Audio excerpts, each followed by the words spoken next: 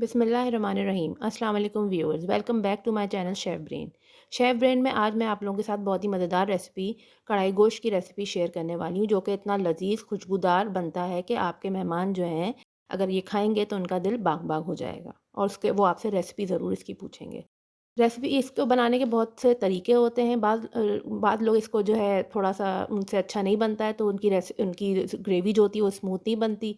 ये इसका भी हल बताएँगे आपको। और जो है बाज़ जो है लोग एंड एंड में बिल्कुल इसको भूनते हैं, गोश्त जब गल चुका होता है जिससे उनकी ग्रेवी तो बन जाती है, मगर देखिए गोश्त बिल्कुल बिखरा-बिखरा, टूटा-टूटा रहता है। तो सारी चीज़ें आपको बताएँगे, मगर शर्त ये है कि रेसिपी एंड तक फ़ॉलो करनी है। सबसे पहले हम दही लेंगे 1 पाव के करीब, उसमें नमक ऐड करेंगे, लाल मिर्चों का पाउडर ऐड करेंगे, कश्मीरी लाल मिर्च ऐड करेंगे, हल्दी ऐड करेंगे, कुटा हुआ धनिया ऐड करेंगे 1 टेबलस्पून के बराबर, कुटा हुआ ज़ीरा ऐड करेंगे 1 टीस्पून के बराबर। और ये सारी चीज़ों को हम मिक्स करके दही में साइड में रख लेंगे।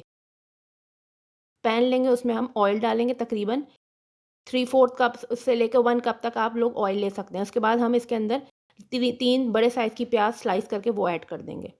जब वो थोड़ी-सी कलर उसका आने लग जाएगा, थोड़ी-सी वो फ्राई होने लग जाएगी, तो इसके अंदर हम 2 बड़ी वाली इलायची ऐड करेंगे और 2 हरी इलायची ऐड करेंगे, जिससे खुशबू अच्छी आएगी। तो इसको ज़रूर ऐड कीजिएगा और इसी पॉइंट पे ऐड कीजिएगा। और 1 दालचीनी की स्टिक ऐड करेंगे। ज़ीरा ऐड करेंगे, साबुत ज़ीरा ऐड करेंगे यहाँ पर। 7 से 8 लौंगे ऐड करेंगे, 10 से 12 काली मिर्चें ऐड करेंगे साबुत।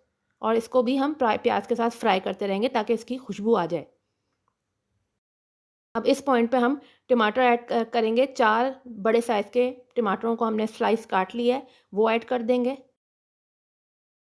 और प्याज़ के साथ इसको भी पकाएँगे।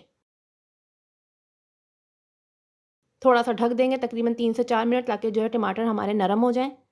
देखें इस पॉइंट पे हमारे टमाटर नरम हो चुके हैं।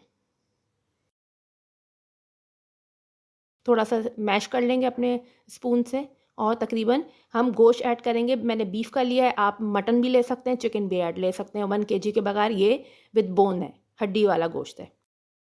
हड्डी वाले गोश्त का ज़ायक़ा बहुत मज़े का बनता है, तो कोशिश कीजिएगा हड्डी वाला ही लें। इसको हम फ्राई करेंगे, भूनेंगे। अदरक लहसुन का पेस्ट ऐड करेंगे, तकरीबन 2 टेबलस्पून के बराबर अदरक लहसुन इसके साथ हम भूनेंगे। और थोड़ा-थोड़ा पानी ऐड कर के हम इसको भूनते रहेंगे, ताकि हमारा जो मसाला है वो नीचे ना लगे। अब इस पॉइंट पे जब मसाला हमारा गोश्त भुन जाएगा, तो हमने जो दही का मिक्सचर बना के रखा था एक तरफ, उसको हम ऐड कर देंगे इस पॉइंट पे। थोड़ा-सा इसके साथ फ्राई करेंगे।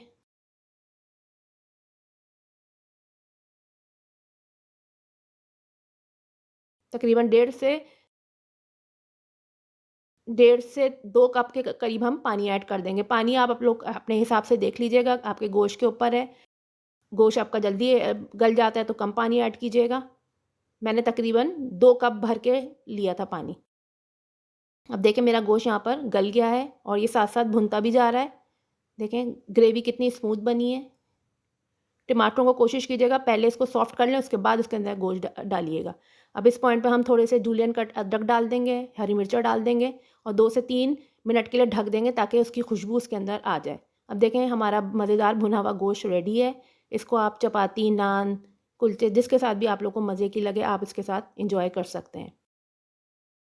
अभी मैंने पिछले दिनों पापड़ी की रेसिपी दी थी, वो भी ज़रूर आप लोग बनाइएगा, उसका फ़ीडबैक दीजिएगा और कमेंट में ज़रूर बताइएगा कि मेरी रेसिपी आप लोग को कैसी लग रही है, और प्लीज़ फ़ीडबैक दीजिएगा। और ये भी बताइएगा कि कौन-सी आप लोग को रेसिपी आगे मुझसे बनवानी है, ट्राई करवानी है। तो प्लीज़ अल्लाह हाफ़िज़।